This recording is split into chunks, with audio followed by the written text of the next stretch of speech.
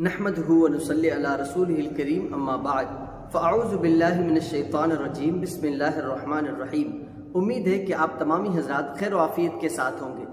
आइए हज़रात, आज मैं एक बहुत ही बेहतरीन रिवायत लेकर आपकी खिदमत में हाजिर हूँ। जैसा कि इस अम्र से आप बखूबी वाकिफ़ हैं कि हज के अय्याम बिल्कुल करीब आने वाले हैं। तमाम हुज्जाज किराम अपने दिलों में अल्लाह तबारक व तआला की और रसूल करीम सल्लल्लाहु अलैहि वसल्लम की मोहब्बत को दिल में उजागर करके अपनी सर आंखों पर रखे हुए हैं और इस इंतज़ार में बैठे हैं कि कब हम निकलें अपने घर से हज के लिए और कब हम निकलें अपने घर से रसूल करीम सल्लल्लाहु अलैहि वसल्लम के दरबार की हाज़िरी के लिए। तो मोहतरम नाज़रीन, बखूबी आप जानते हैं कि हज के अय्याम आने वाले हैं। तमाम हुज्जाज किराम हज के लिए तशरीफ़ ले जाएंगे। अल्लाह तबारक व तआला का वो घर जिस घर को देखने के लिए पूरी दुनिया से लोग जमा होते हैं और रसूल पाक सल्लल्लाहु अलैहि वसल्लम का वो दरबार जिस दरबार में जाने से दिलों को सुकून मिलता है। तमाम हुज्जाज किराम अल्लाह के घर को भी देखेंगे और रसूल करीम सल्लल्लाहु अलैहि वसल्लम के दरबार की हाज़िरी भी उन्हें नसीब होगी। आइए हजरात, जो लोग हज के लिए जा रहे हैं, हज के 3 किस्में होती हैं, तो वही 3 किस्मों के बारे में आपको मैं बताने की कोशिश करूंगा कि आपको क्या करना है। इन तीनों किस्मों में से किस किस्म पर आपको अमल करना है। क्या हज तमत्तो करना है, या हज किरान करना है, या हज इफरात करना है। जो बिलखुसूस हिंदुस्तान भारत देश से जो जाते हैं उनके लिए क्या करना चाहिए। अगर आप इस वीडियो को आखिर तक देखेंगे तो सारी बातें आपको मालूम हो जाएगी। आप खुद ही डिसाइड कर पाएंगे कि मुझे हज तमत्तो करना है, या हज इफरात की नीयत करनी है, या हज किरान की नीयत करनी है। आप इसको आखिर तक देखें और आपको बिल्कुल पता लग जाएगा कि आपको किसकी नीयत करनी चाहिए। मोहतरम नाज़रीन, आइए सबसे पहले हज किरान की हम बात करते हैं। हज किरान की नीयत से अगर आप एहराम बांधेंगे तो हज किरान के अंदर आप उम्रा भी आपका होगा, तवाफ भी आपका होगा और उसी एहराम से आप हज भी करेंगे। एक बात हो गई, हज किरान के अंदर आप उम्रा भी करेंगे, उसके बाद आपका तवाफ भी होगा, उसके बाद आप उसी एहराम से हज करेंगे। यानी कि जब हज के अय्याम शुरू होंगे उसी एहराम से आप हज करेंगे। ये एक बात हो गई। अब आइए हज तमत्तो क्या होता है। हज तमत्तो के अंदर ये होता है कि आप हज का एहराम बांधेंगे और उसी एहराम से हज तमत्तो की अगर आपने नीयत की है तो उसी एहराम से आप उम्रा भी करेंगे, उसी एहराम से तवाफ भी आप करेंगे और उसी एहराम से आप हज भी करेंगे, उसी एहराम से आप हज भी करेंगे। अब आइए हम ये जानते हैं कि हज इफरात के अंदर क्या होता है। हज इफरात की नीयत से अगर आपने एहराम बांधा तो इसमें आप उम्रा नहीं कर सकते। आप सिर्फ और सिर्फ हज इफरात की नीयत से अगर एहराम बांधते हैं तो सिर्फ और सिर्फ आपको हज करना है। तो आइए मैं आपको बताने की कोशिश करूंगा कि हज किरान और हज तमत्तो और हज इफरात, इन तीनों में फ़र्क क्या है। आइए वही हम जानने की कोशिश करेंगे। फ़र्क तो मैंने सीधा साधा आपको बताया। हज इफरात के अंदर सिर्फ हज होगा। आपने हज के एहराम जो बांधा, हज इफरात के अंदर सिर्फ हज होगा, उम्रा नहीं होगा। ठीक है। अब हज तमत्तो की बात मैं आपको करूं और हज किरान की बात। हज इफरात को आप समझ चुके हैं। हज इफरात में सिर्फ हज होता है, उम्रा नहीं होता। तो आप इसको अलग रखें, क्योंकि जो भी बंदा हिंदुस्तान से जाता है तो वो ज़्यादा से ज़्यादा कोशिश ये करता है कि भाई मैंने इतने पैसे खर्च करके हुजूर सल्लल्लाहु अलैहि वसल्लम के दरबार की हाज़िरी, खाने काबा, अल्लाह के घर की ज़ियारत को पहुंचा हूं। तो बंदा ये कोशिश करता है कि जितना हो सके इबादत कर ले। दिन भी इबादत करेगा, रात में भी इबादत करेगा, हर लम्हा इबादत में गुजारेगा, क्योंकि पैसे इतने खर्च करके गया है और वो दर ऐसा दर है जहां जाने के बाद बंदे का वापस आने का जी नहीं चाहता। ऐसा घर है। उस रब तबारक व तआला के घर को हम खाने काबा को जाते हैं तो हर बंदा चाहता है कि भाई हम उम्रा भी कर लें और हमारा हज भी हो जाए और हम तवाफ भी कर लें। तो कौन ये करेगा। हज इफरात जो होता है ये हज के लिए होता है। अगर आप हज के अय्याम से 2-4 दिन पहले चले गए तो आपका जी चाहेगा उम्रा करने का, आपका जी चाहेगा तवाफ करने का। तो हज इफरात की नीयत आप अगर करेंगे ये सारी चीज़ें नहीं कर सकते। तो हज इफरात को रखें साइड में। अब आइए हज किरान और हज तमत्तो की, इन दोनों की बात मैं आपको बताऊं। इन दोनों में क्या फ़र्क है। हज इफरात, हज किरान और हज तमत्तो, इन दोनों के अंदर सिर्फ फ़र्क इतना है कि अगर आप हज तमत्तो की नीयत करते हैं तो आपका उम्रा भी हो रहा है, तवाफ भी हो रहा है और आपका جیسے حج کے ایام شروع ہوں گے تو آپ اسی احرام سے حج کریں گے، اور حج قران میں بالکل یہی چیزیں ہیں، جو چیزیں حج تمتع میں ہیں بالکل وہی چیزیں، آپ کا عمرہ بھی ہوگا، آپ کا طواف بھی ہوگا، اور اسی احرام سے آپ حج بھی کریں گے، دونوں سیم ہیں۔ لیکن دونوں کے نام کیوں الگ ہیں، ان دونوں میں فرق کیا ہے؟ تو آئیے میں بتانے کی کوشش کروں گا کہ اگر آپ حج قران کی نیت کر کے احرام آپ نے باندھا، تو اب سمجھ لو میں حج قران کی نیت کر کے میں نے احرام باندھا، اب احرام میں نے باندھا تو اس احرام سے، اب جیسے کہ جو حجاج کرام ہیں، جو احرام باندھنے والے ہیں، وہ تمام کے تمام جانتے ہیں کہ احرام باندھنے کے بعد بہت ساری چیزیں حرام ہو جاتی ہیں۔ اب سمجھ لو میں زیادہ زور سے کھجا نہیں سکتا، میں زیادہ زور سے داڑھی میں خلال نہیں کر سکتا، کیونکہ اگر بال ٹوٹے گا تو دم دینا ہوگا۔ بہت ساری ایسی چیزیں ہیں کہ احرام کے اندر ہم نہیں کر سکتے، احرام کی بہت ساری پابندیاں ہوتی ہیں۔ احرام کے اندر ہم اپنے ناخن کو دانتوں میں نہیں چبا سکتے، احرام کے اندر ہم کسی کو گالی گلوچ نہیں کر سکتے، احرام باندھنے کے بعد جھوٹ نہیں بول سکتے، احرام باندھنے کے بعد کسی جانور کا شکار نہیں کر سکتے، بہت ساری پابندیاں ہیں احرام باندھنے کے بعد۔ تو آپ نے احرام باندھا، اب سمجھ لو میں نے حج تمتع کا احرام باندھا ہے، اب حج تمتع کی نیت کر کے میں نے احرام باندھا۔ احرام باندھنے کے بعد میں نے کیا کیا کہ اسی احرام باندھنے کے بعد میں یہاں سے نکلا، جب وہاں پر پہنچا تو شکرانے کے طور پر میں نے جو ہے طواف کیا، اور اسی احرام سے میں نے عمرہ بھی کیا۔ اب عمرہ کرنے کے بعد حج کے لیے 2-3 دن باقی ہیں۔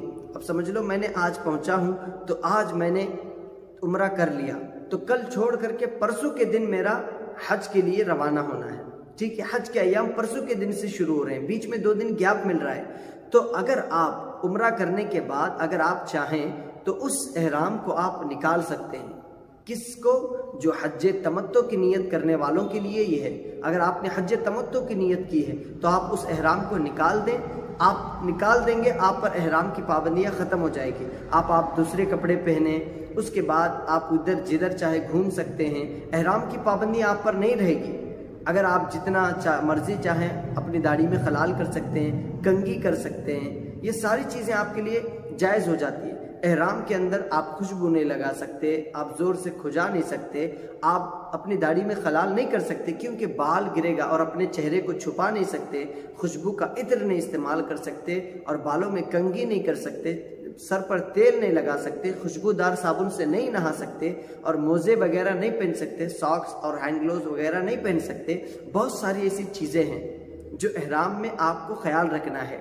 تو میں آپ کو بتانے کی کوشش کروں کہ اگر حج تمتع کی نیت سے آپ نے احرام باندھا، آپ کا عمرہ ہو گیا، اب آپ اس احرام کو نکال کر کے دوسرے کپڑے پہن سکتے ہیں۔ 2 دن سمجھ لو بیچ میں گیپ ہے۔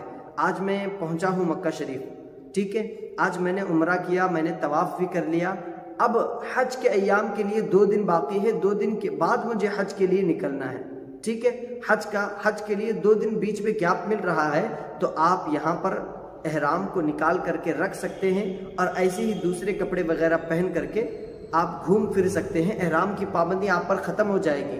اب جب 2 دن کے بعد آپ حج کے ایام شروع ہوں گے، حج کے لیے جائیں گے، تو حرم شریف سے ہی آپ احرام باندھیں گے، حرم شریف سے آپ احرام باندھیں گے، اور اس کے بعد سے آپ پر پھر احرام کی پابندیاں شروع ہوگی۔ جو 2 دن بیچ میں گیپ تھا اس سے آپ احرام کی پابندیاں سے بچ سکتے ہیں۔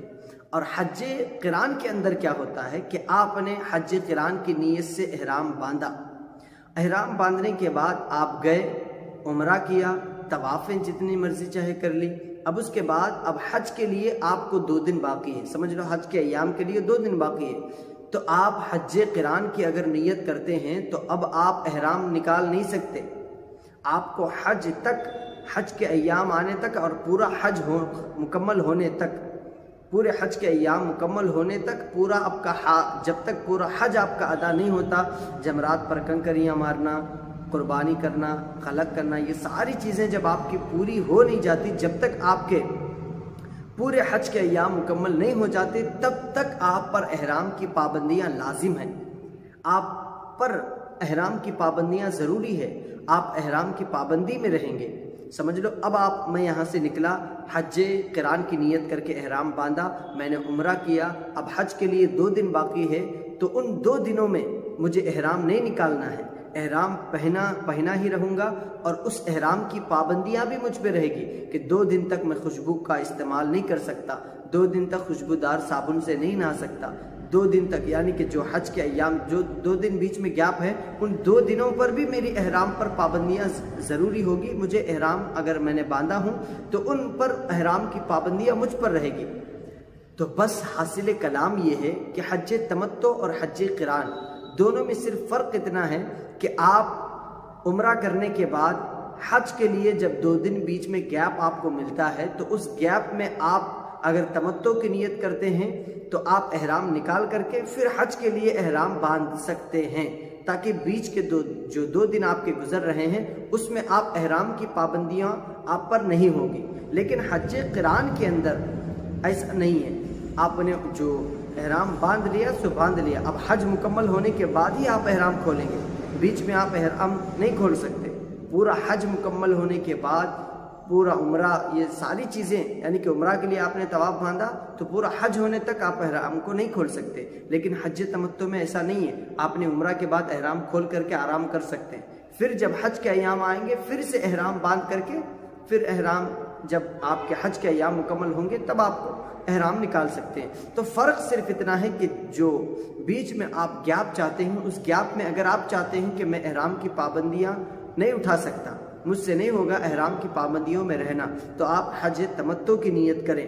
اگر آپ یہ چاہتے ہیں کہ نہیں بھائی مجھے حج کے ایام کے لیے میں آیا ہوں تو میں ہمیشہ میں احرام میں ہی رہوں گا اور احرام کی پابندیوں کو برداشت کرنے کی اور اسے عمل کرنے کی طاقت میرے اندر ہے، تو آپ حج قران کی نیت کریں، اور حج افراد کی تو آپ نیت نہ کریں، کیونکہ حج افراد کے اندر صرف حج ہوتا ہے، عمرہ نہیں ہوتا۔ آپ اتنی دور سے جا رہے ہیں تو آپ کا جی چاہتا ہے کہ آپ عمرہ بھی کریں، طواف بھی کریں، اور حج تو آپ کو کرنا ہی ہے۔ تو کوشش یہ کریں کہ حج تمتع کی نیت کریں، اور اگر آپ چاہتے ہیں تو حج قران کی بھی نیت کر سکتے ہیں، لیکن پابندیاں بہت زیادہ ضروری ہیں۔ تو میں چاہتا ہوں کہ آپ حج تمتع کی نیت کریں۔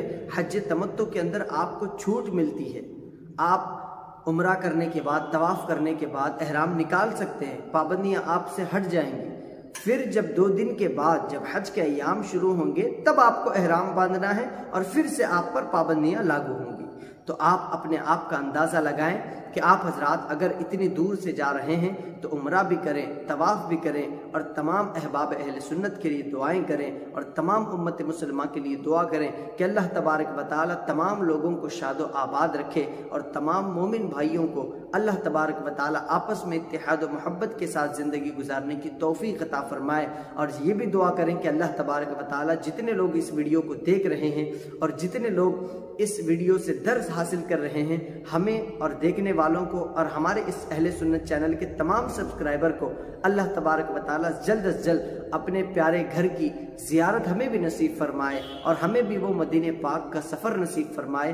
اللہ تبارک و تعالی ہم تمام کے آنے جانے کو قبول فرمائے۔ آمین یا رب العالمین۔ السلام علیکم ورحمۃ اللہ تعالی وبرکاتہ۔